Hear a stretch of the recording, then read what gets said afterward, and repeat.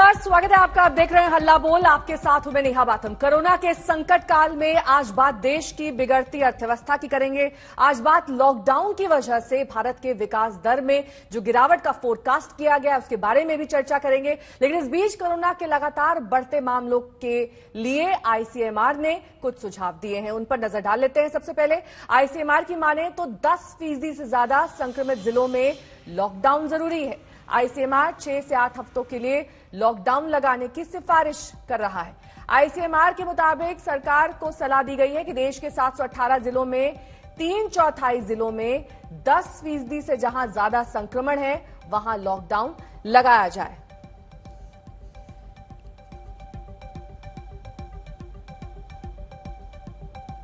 10% से ज्यादा संक्रमण शहरों में दिल्ली, मुंबई और बेंगलुरु जैसे शहर शामिल हैं, जहां पर रोजाना केसेस बढ़ रहे हैं। 10% से ज्यादा संक्रमित जिलों में लॉकडाउन जरूरी बताया गया है आईसीएमआर के इन सुझावों में। 10% से ज्यादा संक्रमित जिलों में 6 से 8 हफ्ते का लॉकडाउन लगाया जाए तो जान अगर बचेगी उसके बाद जहान पर बनाएगी, ये आज बड़ा सवाल जो हल्ला बोल में हम उठाएंगे। कैसे लॉकडाउन की वजह से अलग अलग इंडस्ट्रीज प्रभावित होती हैं, किस तरीके से इसका असर जीडीपी पर पड़ता है, देश की अर्थव्यवस्था पर पड़ता है, इस पर चर्चा करने के लिए सभी खास मेहमान हमारे साथ जुड़ रहे हैं। उनका परिचय आपसे कराएं। उससे पहले आपको यह भी बता दें कि देश की अर्थव्यवस्था किस तरीके से लॉकडाउन से प्रभावित होती है। इसी पर चर्चा करने के लिए हमारे साथ सैयद जफर इस्लाम बीजेपी प्रवक्ता जुड़ गए हैं, प्रोफेसर गौरव वल्लभ कांग्रेस प्रवक्ता, सुनील अलग चेयरमैन एसके एडवाइजर, संतोष मेहरोत्रा अर्थशास्त्री हैं और पिरूज खंबाटा इंडस्ट्रियलिस्ट हैं, और साथ ही दिलीप चोनॉय हमारे साथ जुड़ गए हैं जो कि सेक्रेटरी जनरल फिक्की हैं।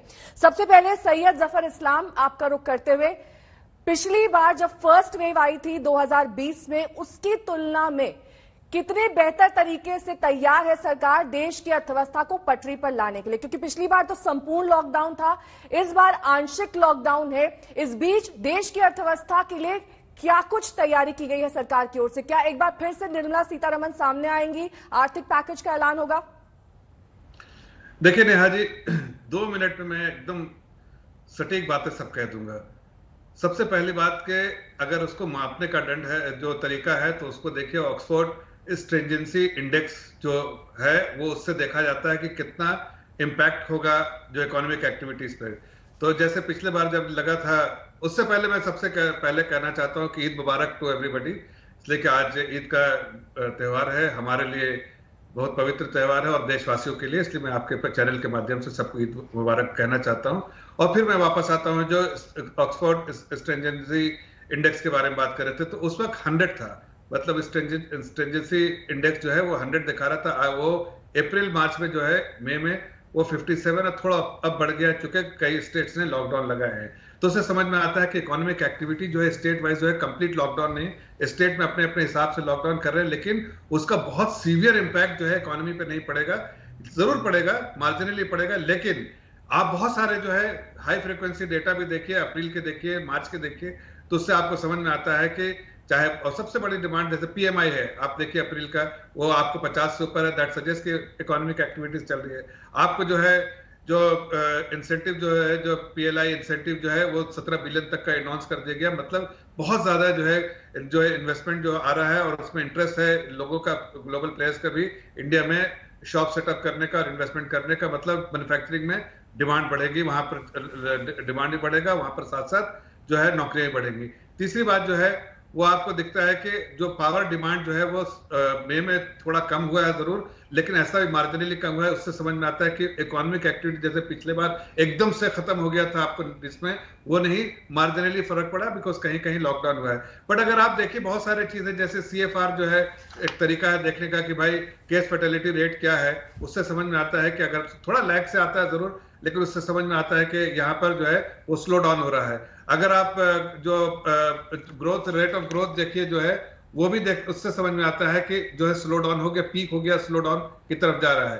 तो जाहिर है कि ये मई का मंथ जो है थोड़ा सा, और इस क्वार्टर में थोड़ा सा इंपैक्ट पड़ेगा, लेकिन कितना भी आप अगर अभी आज के हिसाब से 2 महत्वपूर्ण बात करना चाहता हूं कि जो भी स्ट्रीट एनालिसिस है, पूरा स्ट्रीट को एक्सपेक्टेशन को अगर आप देखिए तो आज के दिन में भी कोई डबल डिजिट जो है रियल जीडीपी ग्रोथ रहेगा डबल डिजिट में। ठीक है, कोई 15%, 14%, 13% कह रहे थे, लेकिन मैं कह रहा हूं डबल डिजिट में, एग्जैक्ट नंबर नहीं कह रहा हूं। और दूसरी बात कि हम दो चीजों का ध्यान सरकार रखेगी, प्रोएक्टिवली मॉनिटर कर रही है। जिस तरह से हमने आत्मनिर्भर पैकेज अनाउंस किया था, उस तरह से जो सेक्टोरल सपोर्ट जो चाहिए वो हम देंगे, चाहे वो, और प्रोएक्टिवली देखेंगे, जब जब जरूरत होगा सरकार इंटरवेन करेगी। जैसे आरबीआई ने कुछ दिन पहले किया था, सरकार मिनिस्ट्री ऑफ फाइनेंस मॉनिटर कर रही है ऑन रियल टाइम बेसिस, और जब जरूरत पड़ेगा तो उसको हम उस तरह का अनाउंसमेंट करेंगे ताकि उस सेक्टर को सपोर्ट मिले। खास के कुछ सेक्टर ऐसे हैं, जैसे आपको देखिए टूरिज्म हुआ, होटल हुआ, रेस्टोरेंट हुआ, इस तरह के आज कुछ उसके पैकेज, जानते हैं कि उसमें स्ट्रेस है, लेकिन आज कोई पैकेज देने से फायदा नहीं है। जब इस महामारी से हम बाद में आएंगे, जब इकोनॉमिक एक्टिविटी और उस सेक्टर में तेजी से एक्टिविटी शुरू होगी, तो उस वक्त हम जाहिर है पैकेज देंगे। मैं आपको एडवांस से बता रहा हूं, ताकि उस वक्त उनको राहत मिले। और वो इकोनॉमिक एक्टिविटीज अभी घर में बैठ के तो नहीं कर सकते, लेकिन खोलेंगे तो उसको जो सपोर्ट चाहिए वो हर तरह की सपोर्ट देंगे। तो मैं नटशेल में इतना कहना चाहता हूं कि जीडीपी ग्रोथ डबल डिजिट में रहेगा, सपोर्ट जो है सरकार का पूरा रियल टाइम पे से मॉनिटर हो रहा है उसका पूरा रहेगा, और प्रोएक्टिवली सरकार जो है सपोर्ट करेगी, और जो भी सेक्टर को जो सपोर्ट की जरूरत होगी वो जरूर करेगी। इसलिए कि हमारा लक्ष्य है लोगों को, इस बार वो कंप्लीट लॉकडाउन उस वक्त मजबूरी थी कि कोई इसके बारे में नहीं जानता था। और दुनिया में आप देखिए दो मॉडल है सामने, इकोनॉमिस्ट बैठे हैं, गौरव वल्लभ भाई भी हमारे इकोनॉमी के प्रोफेसर हैं, जानते हैं अच्छे से, दोस्त है हमारे, लेकिन मैं आपको सब, और अलग जी भी है, मैं आपको दो मॉडल बताता हूं दुनिया में जो फॉलो हुआ है। एक देखिए अमेरिकन मॉडल है, देखिए फॉर इंस्टेंस फ्लोरिडा में एक दिन का भी लॉकडाउन नहीं लगा, not a single day since last year, जब से महामारी है, नॉट ए सिंगल डे। वही वेस्टर्न ऑस्ट्रेलिया का आप एग्जांपल देखिए, एक केस आया जो कि क्वारंटीन से लेके आदमी जो है वो पॉजिटिव हो गया, तो पूरे इसमें जो है 30 दिन का लॉकडाउन लग गया, ताकि तो दो अलग अलग मॉडल है। जो आप बाकी कंट्रीज का एग्जाम्पल दे रहे हैं वो ना ही दे तो बेहतर है, क्योंकि अगर इन कंट्रीज से एग्जाम्पल लिया जाता तो आज हम सेकेंड वेव के लिए बेहतर तरीके से तैयार होते, क्योंकि सेकेंड और थर्ड वेव से यूरोप, अमेरिका जैसे देश गुजर चुके हैं। वहां पर केसेस में कमी इसलिए आई है क्योंकि लोगों को दोनों डोजेस वैक्सीन लग चुकी है। वहां पर नहीं मास्क लगाने की नौबत इसीलिए आई है क्योंकि अधिकांश आबादी वैक्सीनेटेड हो चुकी है। गौरव वल्लभ को इस वक्त मैं चर्चा में शामिल करना चाहूंगी। गौरव जी, जिस तरीके का इकोनॉमिक जार्गन यहाँ पर जफर इस्लाम समझा रहे हैं कि डबल डिजिट जीडीपी ग्रोथ बनी रहेगी, क्या आधार है इसका, क्या बेसिस है? क्योंकि इस बार तो पार्शियल लॉकडाउन है, पिछली बार कंप्लीट लॉकडाउन है। और आपको ये भी बता दें कि जेपी मॉर्गन और मूडी का जो सर्वे है उसमें 9.3% जीडीपी ग्रोथ मूडी ने बताई है और 11% जीडीपी ग्रोथ जेपी मॉर्गन ने बताई है। ये उनके आंकड़े कहते हैं, और फोरकास्ट थे 12 से 13% जब तक हम सेकेंड वेव से नहीं गुजरे थे। कैसे संभव होगा ये, गौरव जी? नेहा जी, सबसे पहले तो मैं आज तक के सभी दर्शकों को अक्षय तृतीया, भगवान परशुराम जयंती और ईद की बहुत बहुत शुभकामनाएं और मुबारकबाद देना चाहता हूं, और हाथ जोड़ के ईश्वर से विनती करता हूं कि इस महामारी से हमें बाहर निकालें, क्योंकि सरकार से तो कुछ नहीं हो पा रहा है, वो तो मूक दर्शक बन के बैठी है। अब इन्होंने कुछ डेटा दिए, मैं तो सिर्फ इन्हीं के डेटा से ही बात करूंगा, अपना कोई डेटा नहीं दूंगा। सीएमआई की रिपोर्ट है कि अप्रैल माह में 74 लाख लोगों ने अपनी नौकरी गंवाई है। अप्रैल माह को गए अभी मात्र 13 दिन हुए 74 लाख लोगों ने अपनी नौकरी गंवाई है। ये सीएमआई का डेटा है। प्यू रिसर्च कहती है कि 3 करोड़ लोग मिडिल इनकम से लोअर इनकम में आ चुके हैं। सरकार क्या कर रही है इस दौरान? सरकार को जब डायरेक्ट कैश सपोर्ट देना चाहिए लोगों के हाथ में डिमांड को बूस्ट अप करने के लिए, उस समय वो पैसा सरकार प्रयोग कर रही है अपने लिए महल बनवाने के लिए, अपने लिए हवाई जहाज लेने के लिए, अपने नाम के स्टेडियम बनवाने के लिए, क्योंकि सरकार का प्रायोरिटी वो है। जब लोग कह रहे हैं मनरेगा में आज 60% डिमांड है, वो मात्र पूरी हो पा रही है, पर सरकार उस पैसे का उपयोग मोदी महल बनाने के लिए कर रही है। मुझे इस चीज का जवाब दो। अनएम्प्लॉयमेंट रेट अभी जो इस माह की जो 30 डेज मूविंग एवरेज है वो 8.7% पे पहुंच चुकी है।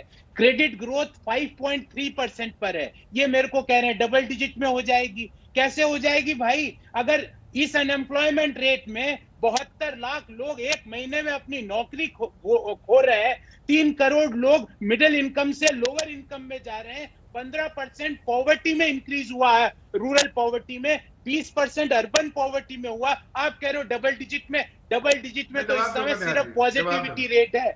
देश में। आऊंगी और मैं आपके पास। पॉजिटिव रहिए आप। मैं इसका जवाब डबल देता डिजिट हूं। जो पॉजिटिविटी रेट है ना जो कोरोना की, मैं जवाब जिसमें देता हूं, मैं आपके जो पॉलिटिक्स नहीं कर रहा मंत्री हूं। लोग जो आऊंगी कह जफर रहे इस्लाम जी, हैं, उनको अपनी बात को प्लीज पूरी प्लीज करने सुनिए, दीजिए।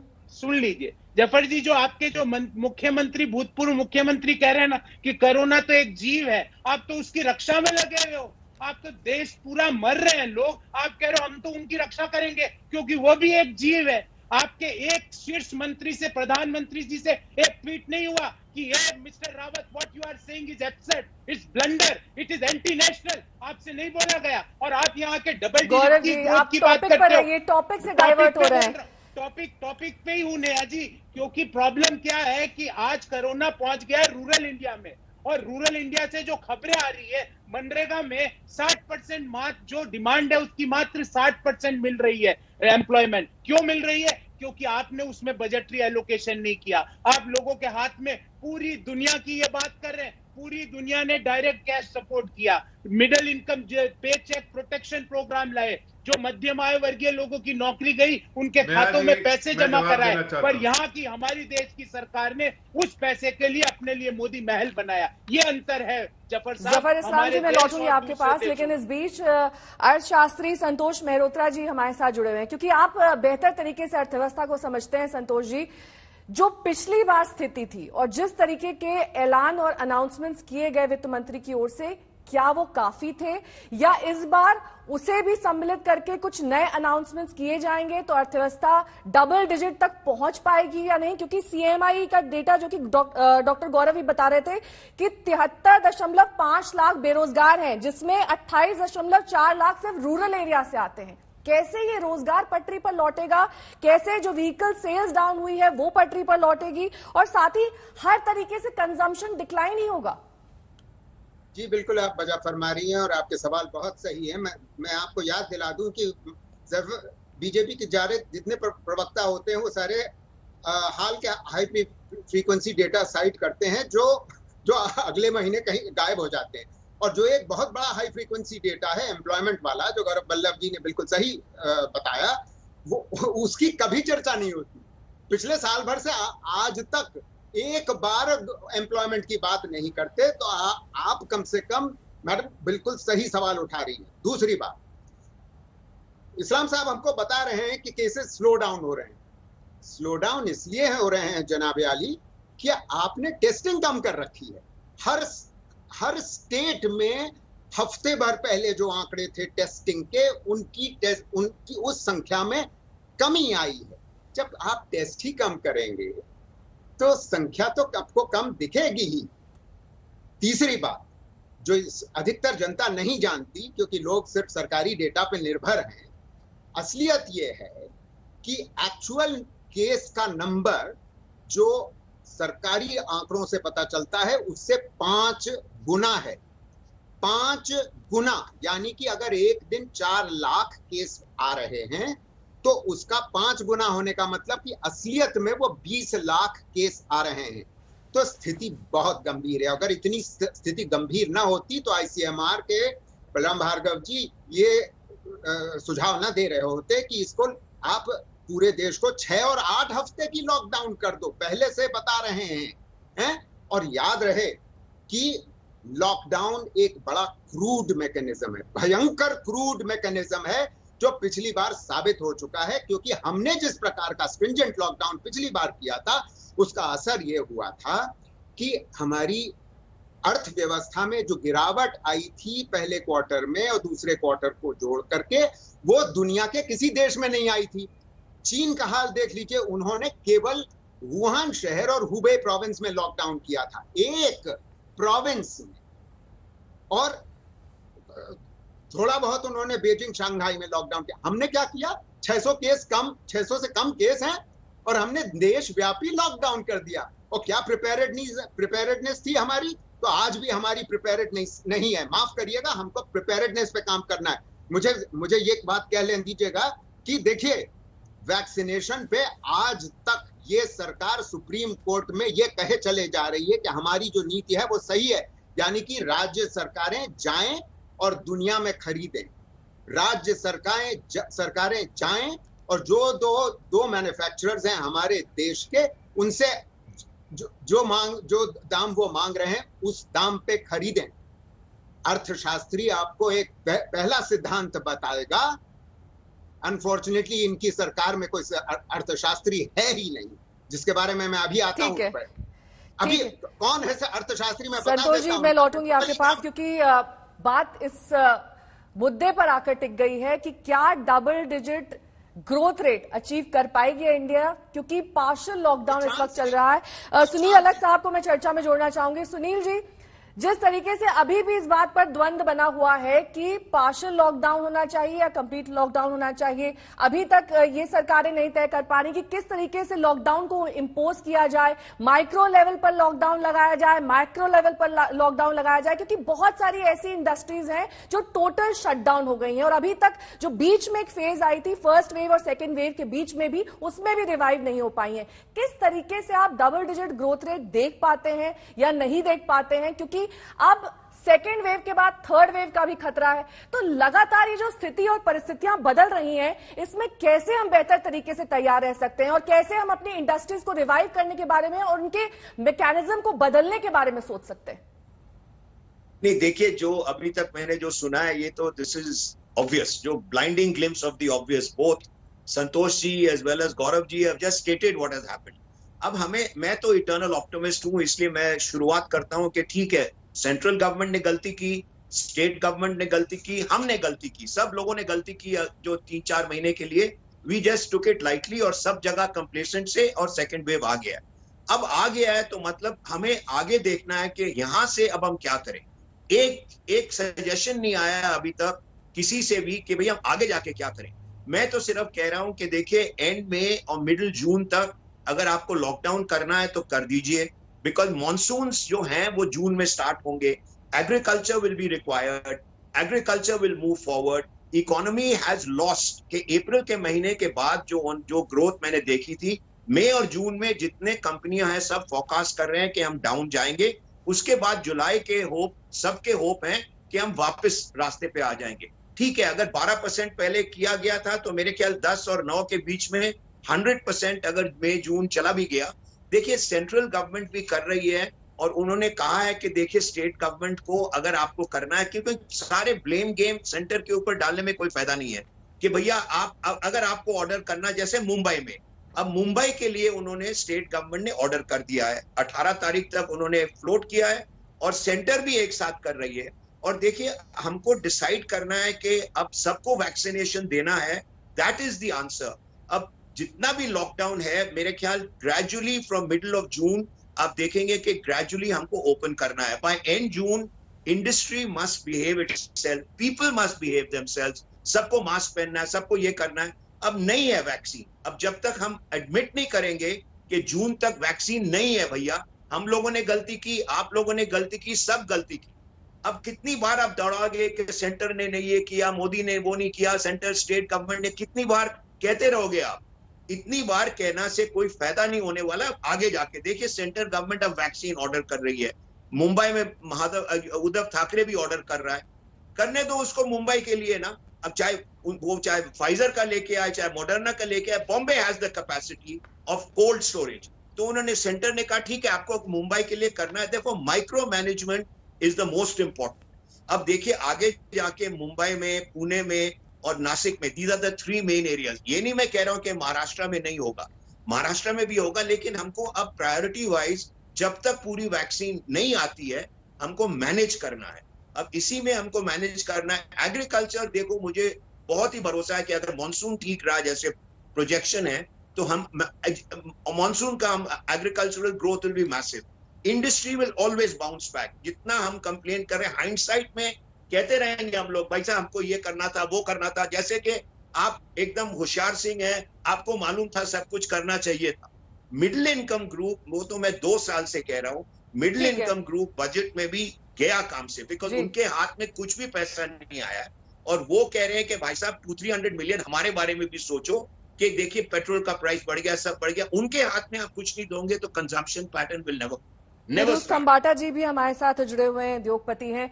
पिरूज जी, क्या आप सुनील अलग की बात से सहमत है कि इंडस्ट्री बाउंस बैक करेगी और उन स्टेट्स पर ज्यादा असर पड़ सकता है जो कि एग्रीकल्चर इंटेंसिव है, क्योंकि वो मॉनसून डिपेंडेंट भी है और खासतौर पर अगर लॉकडाउन की स्थिति हो तो सप्लाईज एग्रीकल्चर की शहर तक पहुंचाने में मुश्किल आती है? आप उनकी इस बात से सहमत है? मैं सुनील जी की हमेशा हर बात पे सहमत होता हूँ कि वो जो कहते हैं बड़ा प्रैक्टिकल कहते हैं, पर मैं एक ये जो पूरा सुन रहा हूँ, मेरे 3 पॉइंट है, मैं तीनों पॉइंट रखना चाहूंगा। नंबर 1 जो पॉलिटिक्स है, वो तो मैं पॉलिटिशियन नहीं हूं, तो किसने क्या किया वो तो मैं नहीं जाऊंगा। और एक चीज भी पक्की है कि जो हमारा फर्स्ट वेव हमने इतना क्रेडिटेबल रीत से हैंडल किया है सबने मिलके, उसकी पूरे देश पे अब पूरे वर्ल्ड में लोगों ने हमको कॉन्ग्रेचुलेट किया। अलग चीज है कि ये सेकंड वेव बहुत ही क्या बोलते हैं ऐसा आया है कि हम कंट्रोल नहीं कर पा रहे। अभी उसमें जाना किसने क्या किया उसके बदले जो मेरे 3 सुझाव है, नंबर 1 लॉकडाउन के नॉट लॉकडाउन। मैं हमेशा मानूंगा कि लाइवलीहुड से ज्यादा लाइफ इंपॉर्टेंट है। लाइफ है तो लाइवलीहुड है, तो इसीलिए कोई भी आज बिजनेसमैन, मैं भी ये नहीं चाहूंगा कि आज मेरी फैक्ट्री चालू रहे और लोग मरे और मेरी ऑफिस चालू रहे लोग मरे, मैं कभी नहीं चाहूंगा ये। मैं कहता हूं अगर लोकल अथॉरिटी जो गवर्नमेंट की, पूरे इंडिया के लॉकडाउन को कोई लॉजिक नहीं है, जहाँ केस ज्यादा है वही होने चाहिए, तो कॉमन सेंस है। पर अगर लोकल अथॉरिटी नक्की करे कि हमारा कंटेनमेंट जोन में है, हमको लॉकडाउन की जरूरत है, तो हमको लॉकडाउन कर ही देना चाहिए, उसमें कोई इश्यू ही नहीं है। पूरे कंट्री का लॉकडाउन करने का कोई मतलब नहीं रहता है और ट्रांसपोर्टेशन को बंद करने का कोई मतलब नहीं रहता है। एग्रीकल्चर को तो फ्री रखना पड़ेगा, एग्रीकल्चर रिलेटेड चीजों को फ्री रखना पड़ेगा। तो ये जो रिस्ट्रिक्टेड लॉकडाउन ही वे फॉरवर्ड है और कोई वे फॉरवर्ड नहीं है। और कोई एरिया में बहुत सीरो पॉजिटिव बढ़ जाती है तो कंप्लीट लॉकडाउन भी करना पड़ेगा, हमको सपोर्ट करना चाहिए। नंबर 2 वैक्सीन की, और मैं फरवरी से काफी 6 चैनलों पे फरवरी में बोल चुका हूं, आज नहीं फरवरी में, कि एक चीज पक्की है कि 130 करोड़ को हम वैक्सीनेट नहीं कर पाएंगे, आज भी नहीं करने वाले। तो ये पॉसिबल ही नहीं है कि हर बच्चा वैक्सीनेट हो जाएगा। अमेरिका में भी नहीं हुआ, यूके में भी नहीं हुआ, यूरोप में भी नहीं हो रहा है। अभी उनके परसेंटेज ज्यादा लगते हैं क्योंकि वो इजराइल छोटी कंट्री है तो 70% लगता है, सेशल्स छोटी कंट्री है 70% लगता है, उसमें हमने वैक्सीन दिया सेशल्स को। तो हमको ये करना पड़ेगा कि जो फ्रंटलाइन वर्कर है, जो मैं फरवरी से कह रहा हूं, उसका डेफिनेशन बढ़ा के उसमें जो हमारे इंडस्ट्री के लोग फैक्ट्री में जुड़े हैं, फार्मिंग से जुड़े हैं, जो एक्चुअल फ्रंट लाइन है, उनको इंक्लूड करना पड़ेगा, न के सबको दे देवे। और जो चीजों को भी जरूर नहीं है, अब मेरे ईडीपी वाले को जरूर नहीं है, मेरे अकाउंटेंट को जरूर नहीं है, जो ऑफिस वाले घर से काम कर सकते हैं, उनको तो वैक्सीन की अभी जरूरी नहीं है, तो उनको क्यों दे रहे हम? और काफी लोग हैं जो उसको दे ही जरूर। तो मेरे हिसाब से प्रायोरिटाइज करना पड़ेगा। गवर्नमेंट ने बहुत अच्छा किया कि पहले मेडिकल को दे दिया, ओल्ड लोगों को दे दिया। अब मेरे हिसाब से उनको सबको ओपन करेंगे तो किसी को नहीं मिलेगा। जो मेन इकोनॉमी की जो तंत्र है, जो फ्रंटलाइन वर्कर है, एयरलाइन, एविएशन कहते हैं, हॉस्पिटैलिटी बोलते हैं, जो रोड ग्राहकर है, जो बेचारे रोड पे धंधा करते हैं, उनको वैक्सीन दे दो पहले, और फिर जाके उनको दो। और ये थर्ड मुद्दा जो मैं बताना चाहूंगा, जीडीपी ग्रोथ का। अब मेरे को आपको ये बताना है कि जो गवर्नमेंट ने पॉलिसी या रिफॉर्म की लाई है आत्मनिर्भर भारत पैकेज में, और काफी if you ask me commendable है, और ग्रोथ तो आना है। मैं ऑप्टिमिस्टिक हूँ कि इंडिया का अच्छा रोड रहेगा सेकंड वेव के हिसाब से, डबल डिजिट और ये मेरे हिसाब से ये गौरव जी को मैं चर्चा में शामिल करूंगी। गौरव जी, डबल डिजिट रहेगा। जिस तरीके से इंडस्ट्रीज यहाँ पर कह रहे हैं कि वैक्सीन की जो रफ्तार थी वो शुरू में पहले पटरी पर चल रही थी, अचानक डीरेल हो गई। लेकिन जब पिछली बार संपूर्ण लॉकडाउन लगा था तब भी आपने मोदी सरकार की क्रिटिसिज्म किया था, उनकी निंदा की थी। अब जब पार्शियल लॉकडाउन लगा है तो आप कह रहे हैं संपूर्ण लॉकडाउन लगना चाहिए। क्या इसके पीछे आधार है? क्योंकि अगर इसको अर्थव्यवस्था से जोड़कर देखा जाए तो इस बार हम बेहतर स्थिति में, क्योंकि हमें पता है कि बार बार इस तरीके के वेव्स आ सकते हैं।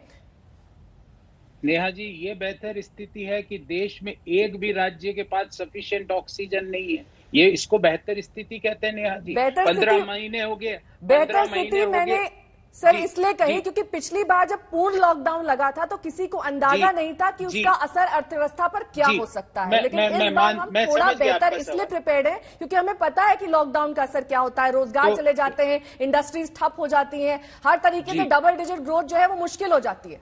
जी, 15 महीने हो गए बीमारी को आए देश में। 15 महीने, 15 months, what we had done. एक राज्य के पास हम सफिशिएंट ऑक्सीजन नहीं दे पाए, 15 महीने हो गए। एक राज्य के पास सफिशिएंट दवाई नहीं दे पाए, एक राज्य के पास सफिशिएंट हॉस्पिटल बेड नहीं दे पाए, एक सिटी में सफिशिएंट बेड नहीं दे पाए। 15 महीने हो गए और सब बातें करते हैं सब मिलजुल कर। मैं सुनील जी का बहुत व्यक्तिगत रूप से आदर करता हूं। सुनील जी, मैं शुरुआत से कह रहा हूं, आपके साथ मैंने 10 शो किए, मैं शुरुआत से कह रहा हूं कि लोगों के हाथ में जब तक पैसा नहीं दोगे डिमांड नहीं जनरेट नहीं होगी। आज दबे स्वर से आपने भी मानी वो बात। अच्छा लगा मुझे कि 15 महीने बाद आपने सच बोलने की हिम्मत जुटाई। मैं शुरू से कह रहा हूं मैडम, आपने पूछा ना सुनील जी ने कि क्या उपाय है, तो मैं कह रहा हूं पहला उपाय लोगों के हाथ में पैसा दीजिए। पर आपकी क्या ईगो खराब हो जाएगी सरकार की, सरकार को लगेगा अरे ये तो कांग्रेस की स्कीम है, अरे आप अपना नाम दे दो उसको, पंडित दीनदयाल उपाध्याय न्याय योजना का नाम दे दो, पर लोगों के हाथ में पैसा दीजिए। ग्रामीण भारत में संक्रमण पहुंच चुका है, वहां पर पैरासीटामोल नहीं मिल रही है। आप उत्तर प्रदेश और बिहार के गांवों में जाके देखिए। नेहा जी, आपके पास तो हजारों रिपोर्ट्स आती होगी, आपको पता है क्या हालत है वहां पे पैरासीटामोल नहीं मिल रही है। फॉरगेट अबाउट टेस्टिंग और ऑक्सीमीटर, पैरासीटामोल नहीं है बुखार की दवाई। बिहार के गांवों से लोग मेरे को फोन कर करके बोलते हैं, अब मैं अकेला या आप अकेले या हम जैसे हजारों लोग अकेले क्या करेंगे, और जो ज्यादा करेगा उसके यहाँ पुलिस भेज देते हो आप। जफर इस्लाम साहब, यहाँ पर गौरव जी ने आरोप लगाए कि सरकार बेहतर तरीके से तैयार नहीं थी, चाहे वो तैयारी सेकेंड वेव को लेकर हो या फिर मेडिकल इंफ्रास्ट्रक्चर और जरूरी सुविधाओं को लेकर हो, और चाहे वो फिर अर्थव्यवस्था के जो तमाम संकेत पिछली बार मिले थे उसे लेकर लेसन्स लर्न करने की, उस तरीके की कोई तैयारी आपकी सरकार की ओर से नहीं। देखिए नेहा जी, मुझे विस्तार से जवाब देने दीजिए। सब लोगों ने, चाहे जो इकोनॉमिस्ट बैठे हैं, मेहरोत्रा जी, हालांकि उन्होंने ज्यादा पॉलिटिकल बात की, इकोनॉमी की बात नहीं की, लेकिन फिर भी जो उन्होंने बात उठाई उसका जवाब देंगे। गौरव भाई बैठे हैं, उनका भी जवाब दूंगा, लेकिन मैं विस्तार से जवाब दूंगा। 4 मुद्दे जो उन्होंने उठाए लोगों ने, चाहे वो वैक्सीन के बारे में, जो प्रिपेयर्डनेस के बारे में, प्रिपेयर्डनेस जो बात कर रहे थे उनके बारे में जवाब दे रहा हूं मेहरोत्रा जी को, या मेडिसिन के बारे में जो बात उठाई गौरव जी ने उसके बारे में मैं जवाब देना चाहता हूं, या फिर जो आपने बात उठाई जो एम्प्लॉयमेंट के बारे में, सीएमआई डाटा, मैं एक एक करके जवाब देता हूं, बीच में इंटरप्शन नहीं चाहता हूं। सबसे पहले मैं आपको बताना चाहता हूं कि जो मेहरोत्रा जी कहते हैं कि हम सीएमआई का डेटा नहीं देखते, हम अपने डेटा नहीं देखते, हाई फ्रीक्वेंसी डेटा जो है पुराना लेटेस्ट देखते हैं, पुराना नहीं देखते। अरे आप बैक टेस्टिंग करके देखिए, आप इकोनॉमिस्ट है, मैं इकोनॉमिस्ट की तरह बात कर रहा हूं, और इस तरह के भद्दा कमेंट मत कीजिए कि भारतीय जनता पार्टी में कोई इकोनॉमिस्ट नहीं है। अपने आप को इस तरह से जो आप पेश करने की कोशिश कर रहे हैं, वो सबसे पहले आपका ही जो है लोगों के नजरों में जो है आपका कद जो नीचा कर देता है। इस तरह की बात नहीं करनी चाहिए कि पूरे भारतीय जनता पार्टी में कोई इकोनॉमिस्ट नहीं है। दूसरी बात, आपको मैं एक बार नहीं, आपके साथ 50 बार रहा हूं, आपके सारे अनुमान गलत कितनी बार हुए मैं देख सकता हूं, इसलिए मैं आपको बता सकता हूं कि आपने पिछले बार के आप बैक टेस्टिंग कीजिए, मैं आपको चैलेंज करता हूं बैक टेस्टिंग। मिस्टर जफर जी, पर्सनल कमेंट्स मत करिए। नहीं, मैं पर्सनल कमेंट कर रहा हूं इसलिए कि पार्टी के बारे में अब सब बातें करेंगे, कोई इस तरह की बातें गलत बात है। उनके कह सकते हैं कि वो नहीं अग्री कर सकते हैं, उनका व्यू पॉइंट हो सकता है, लेकिन कहना तो आप भी अग्री और डिसएग्री कर सकते हैं। आप क्यों पर्सनल कमेंट्स में उलझ रहे हैं? आप सिर्फ अपनी बात रखिए, पॉइंट्स रखिए, फैक्ट्स रखिए। हाँ, तो फैक्ट्स रख रहा हूं मैं, राज्य मैं सिर्फ फैक्ट्स रख रहा हूं कि मैंने हाई फ्रीक्वेंसी डेटा के बारे में कहा, तो मैंने आप कहा कि आप पिछले बैक टेस्टिंग कीजिए, 5 से उठा मार्च से देखिए और देखिए कि ग्रोथ है कि नहीं, पॉजिटिव ग्रोथ है कि नहीं, ऑल हाई फ्रीक्वेंसी डेटा। और अगर इंपैक्ट कुछ है तो मार्च और उसका पार्टली अप्रैल में और मई में जो है थोड़ा सा बैग है, बिकॉज लॉकडाउन किसी स्टेट से लगा है। मैंने ये भी कहा कि सप्लाई चेन डिसरप्शन नहीं हुआ है, इकोनॉमिक एक्टिविटी मैन्युफैक्चरिंग जो है वो इस बार डिसरप्शन नहीं हुआ, इसलिए कि सरकार ने फुल लॉकडाउन कहीं नहीं लगाया जिस तरह का, इसलिए कि उस वक्त दूसरी हालत थी। आज मुझे मालूम है किस चीज से हम लड़ रहे हैं, इसलिए हमने नहीं लगाया। और आप सीएमआई के डेटा के बारे में बोलते हैं, अनएम्प्लॉयमेंट रेट के बारे में, तो आप बताइए वही सीएमआई डेटा को मैं बोलता हूं कि आप पुरानी देखिए उठा के, कि सीएमआई डेटा ने कहा था कि जो अप्रैल मंथ में 2020 में किस तरह से 26% -26% अनएम्प्लॉयमेंट रेट था, वो फिर नीचे होके पहले जो प्री कोविड लेवल से बेहतर हो गया था। आज ठीक है, थोड़ा लॉकडाउन होगा तो उसका इंपैक्ट पड़ेगा, मैं मानता हूं थोड़ा बहुत इंपैक्ट पड़ेगा, लेकिन सरकार की नजरें हैं और वो चाहे जो भी सपोर्ट देना हो, जैसे हमने अभी सपोर्ट दिया राशन 80 करोड़ परिवार को देने का, राशन की कोशिश की जो हमने किया, भी सरकार ने देने की बात की, वो हम 2 महीने तक देंगे राशन, ताकि गरीब आदमी को कोई तकलीफ नहीं। और साथ में जो लेबर फोर्स है, कभी आप देख रहे हैं कि लेबर फोर्स कोई डिसरप्शन हो रहा है, सब अपने काम में लगे हैं, कंस्ट्रक्शन वर्क नहीं रुका है, रोड उसी तरह से बन रहा है, हर तरह की एक्टिविटीज चालू है, हर स्टेट में चालू है, इसलिए उसका जो है इंपैक्ट इकोनॉमी पे उतना सीवियर नहीं पड़ेगा जैसा पहले पड़ा था। इसीलिए मैंने कहा कि अगर आप ऑक्सफोर्ड जो है उसका जो इंडेक्स जो देखिए, उस इंडेक्स से पता चलता है कि सीवियरिटी उतनी नहीं है इकोनॉमिक एक्टिविटी में। दूसरी बात कह रहे हैं कि आप कह रहे हैं हम प्रिपेयर्डनेस, वैक्सीन जो मैं बताना चाहता हूं कि वैक्सीन जो हमने जो अपने अब तैयारी की है, बाई अक्टूबर हम पूरे देश के हर नागरिक को इस स्थिति में होंगे कि वैक्सीन आप पूरे को दे चुके होंगे और उसके बाद भी आपके पास सरप्लस होगा।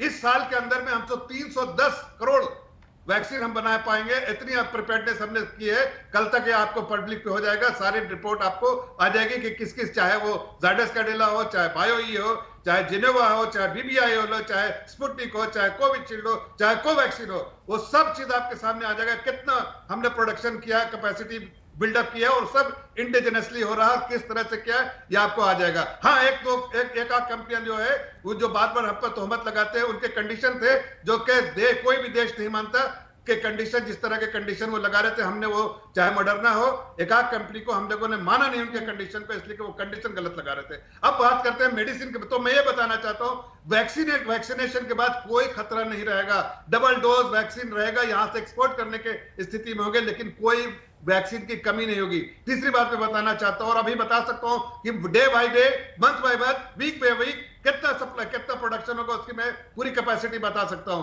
तीसरी बात मैं बताना चाहता हूं कि अभी हमारे भाई वल्लभ भाई कह रहे थे, तो मैं आपको जो प्रोटोकॉल ड्रग्स है कोविड के लिए, मैं उसके नाम पढ़ देता हूं। मैं डॉक्टर नहीं, लेकिन मैं नाम इसके लिख के रखा है।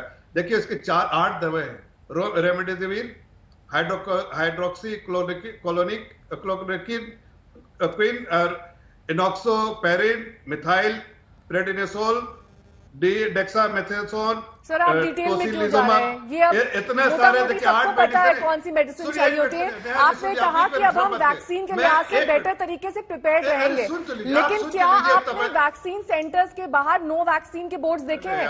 लंबी कतारें देखी हैं आपने? आप ये मानेंगे कि कहीं ना कहीं आप ये मानेंगे कहीं ना कहीं गैप है डिमांड और सप्लाई में? क्यों नहीं मानेंगे आप ये बात?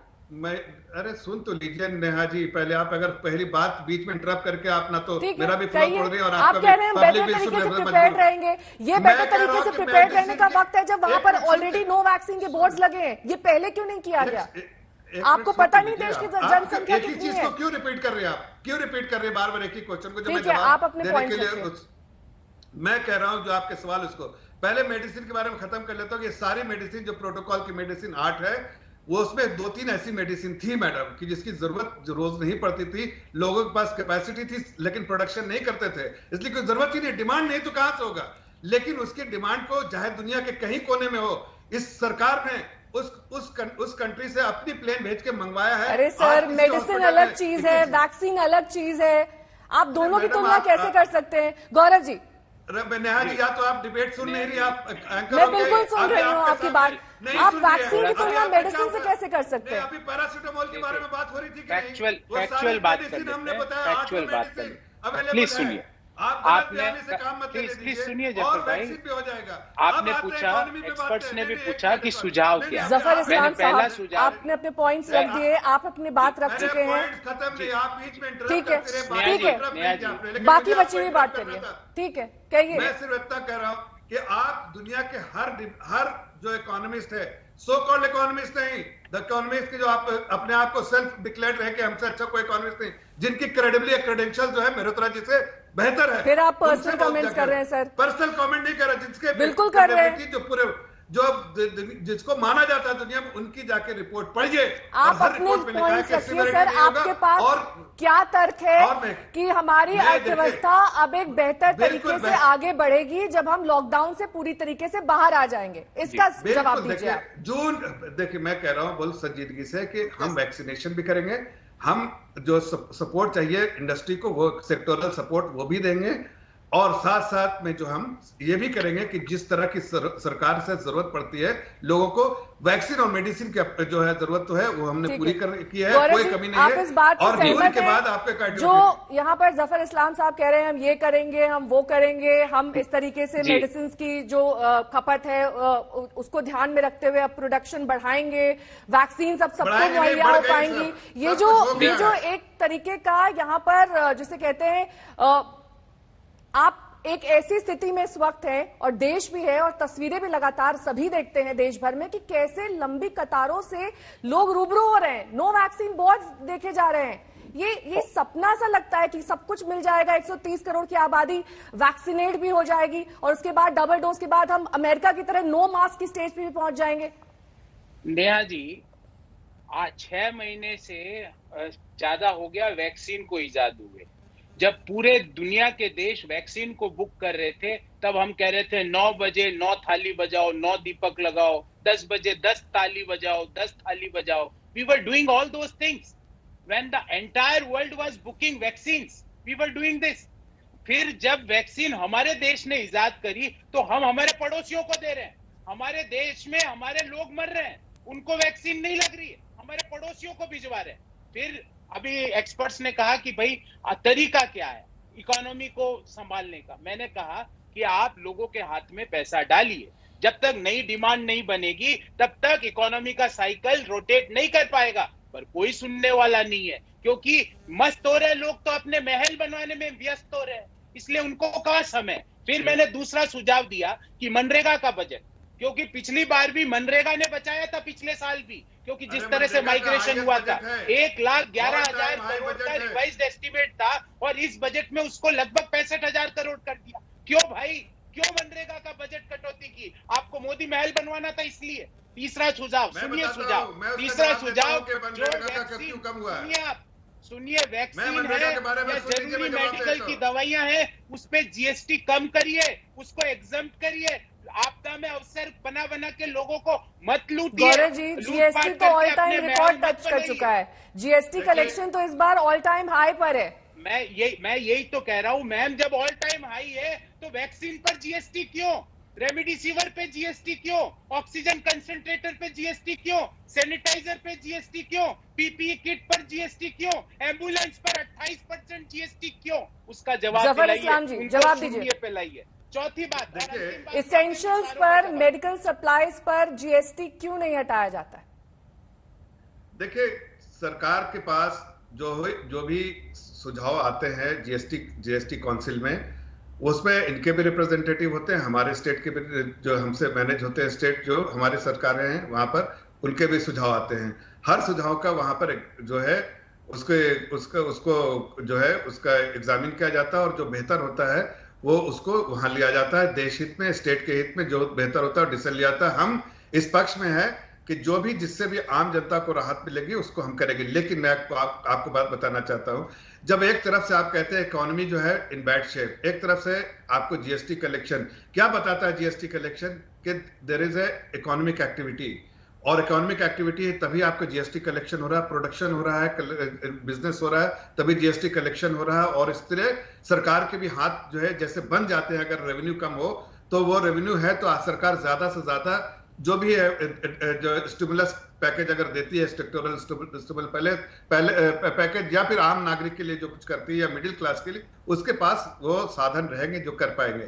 आज मैं सिर्फ इतना पूछना चाहता हूं कि ये कहते हैं कि हाई फ्रीक्वेंसी डेटा जो है वो क्या दर्शाते हैं? हाई फ्रीक्वेंसी डेटा ही तो सब कुछ दर्शाते हैं सर, कि आपको अगर जो हलचल जो मच रही है इकोनॉमी में, जिस तरह से इकोनॉमिक एक्टिविटी बढ़ी है वो दिखता है। अब जब ये कह रहे हैं कि हमने कम कर दिया जो मनरेगा का पैसा कम कर दिया, हमने मनरेगा का ऑल टाइम हाई पर होना क्या सिर्फ इकोनॉमिक एक्टिविटी को दर्शाता है? क्योंकि जहां तक मेरी समझ कहती है इसमें ऑनलाइन ट्रांजैक्शंस भी शामिल होते हैं, इसमें वो पेमेंट्स भी शामिल होते हैं जो हम आजकल ई बिल के जरिए करते हैं, तमाम पेमेंट्स इसमें शामिल होते हैं।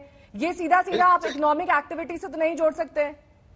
नहीं, देखिए इकोनॉमिक एक्टिविटी से आप जोड़ सकते हैं, ऐसा नहीं है। पॉइंट ये है कि मार्च तक तो इकोनॉमिक एक्टिविटी ऊंची और जा ही रही थी, उसमें कोई दो राय नहीं है। सवाल ये है कि मैं 3 सवाल हेल्थ से रिलेटेड पूछना चाहता हूं और हेल्थ बजट से रिलेटेड पूछना चाहता हूं, क्योंकि lives and livelihoods are connected. तो इसमें आपको सुझाव भी मिलेंगे अगर आप ध्यान से सुने। तो पहला सवाल है वैक्सीनेशन पे, वैक्सीन्स पे। क्या ये सरकार कंपल्सरी लाइसेंसिंग करने के लिए तैयार है? पहला सवाल, क्यों नहीं करने को लिए तैयार है? अगर पहली। दूसरी बात, वैक्सीनेशन के मामले में सरकार ने जो नीति अपनाई है विकेंद्रीकरण की, साल भर से तो बड़ा केंद्रीकरण चल रहा था, अब एकदम से विकेंद्रीकरण कर दिया। Why is this application of responsibility? यहाँ पर मुझे आपको रोकना पड़ेगा संतोष जी। दिलीप साहब, आपसे मेरा ये सवाल कि जिस तरीके से अर्थव्यवस्था पटरी से धीरे धीरे फिसलती जा रही है, सेकेंड वेव में खास तौर पर, आप क्या सजेस्ट करेंगे? किस तरीके के संकेत मिल रहे हैं? क्या डबल डिजिट ग्रोथ पॉसिबल है? अगर आप देखेंगे तो पहले जो मोडीज का जो प्रेडिक्शन था वो करीब 12% था, उन्होंने घटा के उनको 9.4 के आसपास इशू किया है। क्योंकि ये जो अप्रैल के मध्य से अभी तक कई स्टेट्स में एक्चुअली ऑल ओवर इंडिया एक लॉकडाउन के करीब हुआ था, लेकिन इस लॉकडाउन और पिछले साल के लॉकडाउन में एक बहुत बड़ा अंतर है। पिछले जब लॉकडाउन हुआ था तो काफी जो छोटी कंपनियां थी, मीडियम कंपनियां थी, लार्ज कंपनीज थी, उनको लॉकडाउन में काम करने का तजुर्बा नहीं था, तरीका नहीं आता था। और अगर आप देखें तो पिछले साल इन कंपनियों में काफी एक्सपीरियंस हो गया है और वो अपना इकोनॉमी एक्टिविटी उसको जारी रख सकते हैं। तो अगर आप स्मॉल स्केल इंडस्ट्री में भी देखिए तो एक सर्वे किया था, उसमें 47 to 48% लोगों ने डिजिटली एक तरीके से अप्लाई कर लिया है। तो कई सेक्टर्स जैसे हैं उन्होंने ये डिजिटल ट्रांसफॉर्मेशन हो गया है, कॉन्टैक्टलेस डिलीवरी हो रहा है, कॉन्टैक्टलेस पेमेंट हो रहा है। तो ये जो छोटी छोटी चीजें जो ग्राउंड पे बदलाव आई है, ये एक तरीके बदलाव आए हैं और बदलाव से कई सारे संकेत भी मिल रहे हैं जिससे लोगों ने काफी कुछ सीखा है। हल्ला बोल में मेरे साथ अभी के लिए बस इतना ही। देखते रहिए आज तक।